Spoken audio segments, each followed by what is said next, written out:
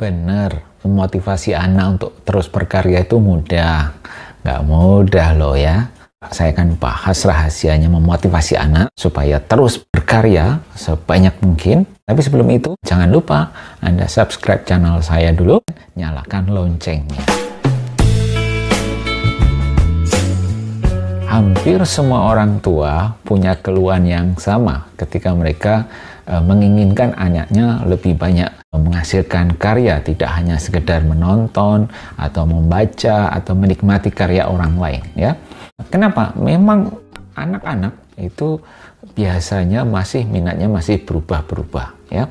Jadi kadang mereka produktif, kadang enggak, kadang mereka mau berkarya, kadang enggak juga. Apa yang bisa menyebabkan anak-anak kita mau berkarya lebih banyak? Yang pertama, yang sering orang tua lupa ya, orang tua harus menunjukkan minat yang besar terhadap apa yang disukai oleh anak-anak kita ya. Misalnya anak kita suka menggambar ya, walaupun Anda sebagai orang tua tidak suka menggambar, jangan sampai Anda tidak menunjukkan minat pada minat anak Anda. Misalnya anak Anda suka bermain game, Anda pasti biasanya kurang suka, kecuali Anda juga suka dengan game ya. Nggak apa-apa, Anda tunjukkan minat Anda terhadap apa yang disukai anak kita ya. Supaya apa? Supaya komunikasinya nyambung, supaya ada semacam hubungan emosional ya. Karena apa? Nantinya hubungan emosional yang dekat ini akan kita perlukan ketika kita hendak mendorong mereka untuk berkarya lebih banyak lagi. Jadi jangan sampai abaikan apapun minat anak kita. Kedua, jangan pernah pelit mengapresiasi apapun hasil karya anak Anda ya. Ini sebenarnya langkah yang sangat sederhana, langkah yang murah sekali, tidak perlu biaya apapun ya. Yang penting setiap kali Anda melihat anak Anda berusaha menghasilkan karya apapun, Anda tunjukkan perhatian, Anda berikan apresiasi. Walaupun karyanya masih belum bagus ya, Anda tetap mau berbesar hati untuk melihat dari kacamata yang positif. Supaya apa? Anak ini mendapatkan tabungan emosi positif bahwa dia dihargai, dia diapresiasi ya, apa yang dia lakukan atau usaha kerasnya untuk menghasilkan sesuatu itu dianggap. Yang ketiga, jangan sampai membiarkan anak kita berkarya tanpa dukungan, dalam tanda kutip, infrastruktur atau perangkat yang memadai. Misalnya anak kita ingin sekali menjadi seorang gamer, seorang atlet gaming ya. Dia membutuhkan beberapa peralatan, gadget yang memadai untuk aktivitasnya itu. Nah, kalau memang minat anak kita ke sana, bukan hanya sekedar suka, tetapi dia ingin mengarah ke sesuatu yang lebih besar lagi, misalnya menjadi seorang gamer yang berhasil, bisa mengikuti berbagai macam kompetisi, jangan terlalu pelit untuk mensupport mereka dengan perangkat yang mereka butuhkan. Contoh yang lain, misalnya anak kita suka sekali dengan kegiatan tulis-menulis ya. Support mereka dengan mengikuti pelatihan-pelatihan menulis, dengan memberikan berbagai macam perangkat yang dibutuhkan, memfasilitasi dengan berbagai macam buku yang dibutuhkan. Pokoknya apapun yang berhubungan dengan hobi dan minat mereka, apalagi itu fungsional atau bermanfaat untuk mensupport kerja mereka atau mensupport mereka supaya berkarya, berikan. Jangan pelit, itu kuncinya. Yang keempat, mereka masih banyak sekali membutuhkan asupan dalam bentuk ide-ide ya, saran-saran, masukan-masukan ya, supaya anak kita proses kreatifnya tetap berlangsung ya. Ingat, bukan cuma orang dewasa, anak-anak pun ketika mereka mencoba menghasilkan karya mereka, kadang-kadang mereka juga mentok, kadang-kadang mereka kayak semacam, aduh gimana lagi ya, ini kayaknya sudah nggak bisa lagi digali lagi, sudah nggak bisa lagi diperbaiki lagi. Nah, di titik itulah orang tua harus membantu anak. Saya ambil contoh anak saya ya, ketika dia berusaha membuat review yang bagus, kadang-kadang mentok ya, jadi merasa sudah menulis ya cukup banyak gitu ya, tetapi dia sendiri juga sudah bisa menilai ya bahwa tulisannya saat itu kurang greget, alurnya kurang menarik atau idenya mentok ke situ aja, cara menilai, cara mengapresiasi film yang dia review juga begitu-begitu aja. Akhirnya dia butuh asupan ide. Nah, disinilah saya memerankan diri sebagai seorang writing coach, membimbing anak saya supaya, oke, begini, coba kamu googling, cari informasi tambahan, coba kamu kunjungi website-website tertentu, lihat ratingnya, kemudian lihat pendapat orang. Nah, selain itu coba kamu gali lagi apa sih yang menarik menurut kamu sendiri. Gak usah sungkan-sungkan menilai, gak usah ragu-ragu untuk memberikan kritik atau mengapresiasi karya yang memang sudah bagus. Nah, jadi kita sebagai orang tua bisa memberikan itu supaya anak kita terus terdorong untuk maju, tidak berhenti, tidak merasa sendiri, dan selalu ada yang membimbing. 5. Perluas ruang eksplorasi mereka dan jangan sampai kita justru menjadi penghambat. Contoh, mungkin anak Anda termasuk yang suka berkarya di media sosial. Dia agak terlalu jauh ini melakukan proyek-proyek sehingga membuat Anda khawatir. Nah, pada posisi seperti ini, Anda harus memberi mereka ruang, tetapi sama sekali tidak melepaskan mereka atau cuek terhadap apa yang mereka lakukan. Ya, ketika Anda melihat rasanya ada yang perlu diingatkan, jangan sungkan-sungkan untuk mengajak berkomunikasi mereka. Jangan takut ditolak. Ya, sikap yang pertama kali perlu ditunjukkan adalah Anda harus menerima fakta bahwa anak ini sedang mengeksplorasi, sedang berusaha berkarya. Tetapi mungkin ada yang kurang, mungkin ada yang kebablasan. Nah, disitulah ada ruang untuk berdiskusi. Ya, selalu tunjukkan sikap mensupport, tetapi juga Anda bisa menunjukkan bahwa ini loh koridornya, ini loh batas-batasnya, jangan sampai ditembus supaya nanti tidak ada masalah dalam diri anak kita. Itu langkah yang bijaksana.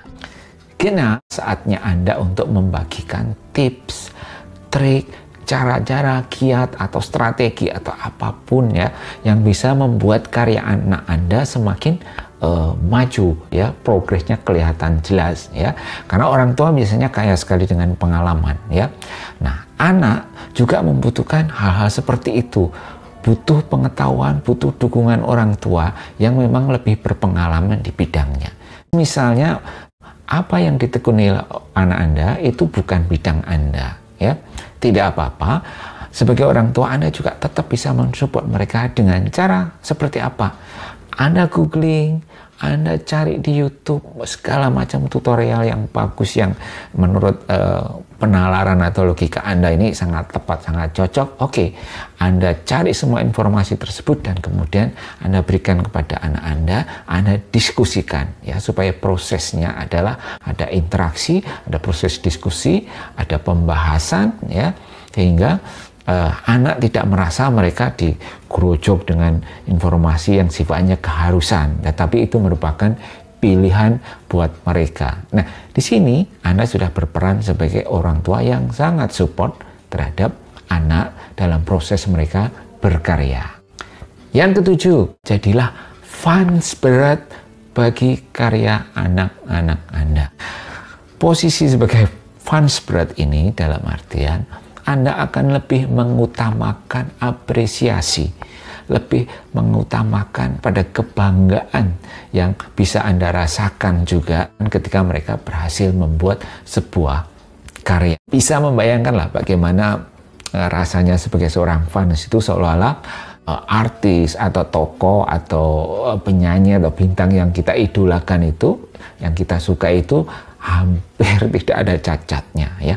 Kalau kita bisa melakukan hal itu kepada tokoh-tokoh yang lain, ya, kenapa enggak kita juga melakukannya kepada anak kita yang sedang membangun portfolio karyanya, yang sedang mendevelop dirinya dengan karya-karyanya, dan mereka justru sangat membutuhkan itu yang namanya fans itu. Jadi ingat, ya, jauh lebih bagus menjadi seorang fans, seorang penggemar berat bagi karya anak-anak kita daripada menjadi kritikus. Yang kedelapan, stop jadi kritikus, waktunya menjadi seorang coach. Nah, ini posisi yang tepat, ya. Anda boleh membimbing anak Anda, memberikan arahan, membina, tetapi hati-hati jangan terlalu bersikap kritis. Kalau bisa, kritisismenya diolah sedemikian rupa menjadi sesuatu yang sifatnya membangun. Sering-sering mengajak diskusi anak terhadap karya yang mereka hasilkan, ya, membedahnya berdasarkan penilaian-penilaian objektif, ya. Tetapi tidak tunjuk-tunjuk, ini jelek, ini jangan gitu, ini nggak boleh, bla bla bla. Itu terlalu saklek, ya, terlalu to the point, ya. Anda harus mengolah sedemikian rupa sehingga kritisisme Anda ini terbungkus secara rapi menjadi sesuatu yang sifatnya membimbing, mengayomi, membina, sehingga Anda akan tersadarkan, anak akan tersentuh, anak akan melihat sendiri, ada awareness di dalam dirinya bahwa oh, ada yang masih harus saya improve, ya, harus saya perbaiki. Nah, itulah fungsi seorang coach. Nah, sekarang jangan lagi menjadi kritikus buat karya anak-anak Anda, tetapi jadilah seorang coach, seorang pelatih yang membawa anak Anda kepada posisi puncak atau prestasi puncaknya. Itu baru keren. Yang kesembilan, support anak Anda untuk go public, ya. Maksudnya Anda dorong anak Anda untuk berani unjuk karya, ya. Ingat, ya, banyak sekali anak-anak yang masih merasa ada barrier yang sangat kuat untuk bisa menunjukkan karyanya, padahal sebenarnya mereka mampu. Beberapa sebenarnya karya mereka layak sekali dibaca oleh orang lain, ya. Hanya perlu mungkin sentuhan-sentuhan atau bantuan dari orang tua supaya karya itu dinikmati oleh orang lain. Saya mempunyai prinsip bahwa karya anak-anak kita jangan dilihat dari segi originalitasnya saja. Jangan hanya dilihat dari karya aslinya 100%. Jangan, ya. Karya anak kita, karya yang masih coba-coba itu perlu diberikan masukan-masukan, bahkan kadang-kadang perlu diberi bantuan. Contohnya kalau di dalam penulisan, bantuan yang sangat saya sarankan dari orang tua adalah ketika ini masih dalam proses belajar, yaitu bantuan editing, bantuan penyuntingan. Jadi kalau anak Anda katakanlah sudah menulis beberapa tulisan, kemudian Anda sebagai orang tua bisa memberikan masukan-masukan. Kalau Anda menguasai beberapa tips tentang editing, Anda bisa membantu anak Anda. Jadi intinya karya anak ketika dalam proses belajar itu oke, masih bisa kita bantu. Tetapi ingat, itu lain soal ketika anak harus ikut kompetisi, ya. Biasanya campur tangan orang tua dibikin seminimal mungkin dalam artian bantuan-bantuan yang sifatnya ke dalam karya itu sendiri. Karena apa? Waktu untuk memberikan bantuan seperti itu ada di dalam proses belajar mereka, ya. Ketika mereka sudah mengikuti ujian-ujian atau kompetisi-kompetisi, itu waktunya anak Anda untuk benar-benar berjuang berdasarkan semua proses pembelajaran yang sudah pernah mereka alami. Yang ke-10, ketika karya itu sudah jadi atau project itu sudah jadi, saatnya kita berikan apresiasi dalam bentuk perayaan-perayaan kecil yang memberi kesan positif terhadap anak kita. Contohnya, keluar bareng, makan, kemudian sampaikan apresiasi Anda. Jangan lupa juga sampaikan masukan-masukan. Yang penting, itulah momen di mana anak merasa dihargai jerih payahnya. Anak perlu tahu bahwa semua orang mensupport dia, semua orang mendukung dia, supaya mereka nanti terus mau berkarya. Perayaan-perayaan kecil ini macam-macam, ya. Bisa makan bareng, bisa nonton bareng, bisa dibelikan surprise, banyak sekali di toko online. Anda tinggal memilih saja, ya. Yang penting selalu ada penghargaan untuk setiap karya yang dihasilkan oleh anak kita. Ini akan mendatangkan perasaan yang positif bahwa mereka tidak sendiri, mereka selalu didampingi oleh orang tua untuk mencapai karya terbaiknya. Satu lagi tambahan, ya, ini khususnya bila Anda sebagai orang tua memiliki network yang luas atau punya teman yang banyak, ya, jangan lupa, ya, sebagai fans, sebagai supporter, sebagai coach bagi anak Anda perlu untuk memperkenalkan anak Anda di momen-momen ketika Anda bertemu dengan network Anda, ya. Ini penting untuk menghadirkan lingkungan atau suasana atau jejaring yang memang suportif bagi anak Anda. Saya kebetulan bergerak di bidang penulisan buku. Saya banyak membantu penulis, meng-coach mereka menjadi penulis. Nah, sering ada undangan untuk acara peluncuran buku. Nah, biasanya kalau di acara peluncuran buku itu banyak tokoh penting ya, tokoh penting yang relevan dengan topik buku yang ditulis itu diundang. Nah, disitulah kesempatan saya mengajak anak saya yang berminat di bidang tulis menulis, Vincent Dias ini, untuk ikut datang ya. Kemudian saya perkenalkan dengan mereka, kemudian anak saya juga kadang-kadang ikut membantu memotret suasananya juga, ikut menikmati suasananya, ikut mencerap apa informasi yang ada di dalam acara tersebut. Nah, ini penting untuk melatih anak kita supaya punya mental mau berjejaring, punya mental yang positif terhadap banyak orang, mau bergaul ya, tidak mengucilkan diri saja, dan kemudian juga ada rasa bangga bahwa dia diajak hadir di dalam lingkungan orang tuanya.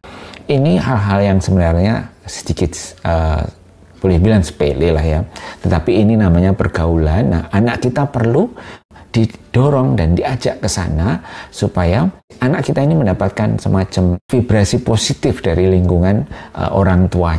Saya yakin ini akan sangat berkesan buat mereka, walaupun mungkin sekarang mereka belum tentu merasakan itu ya, tapi saya sangat yakin nanti suatu saat ketika mereka sudah tumbuh dewasa, mereka akan tahu persis segala macam upaya orang tuanya untuk support mereka. Ingat, mensupport, memfasilitasi, meng-coach, bukan mengkarbit ya.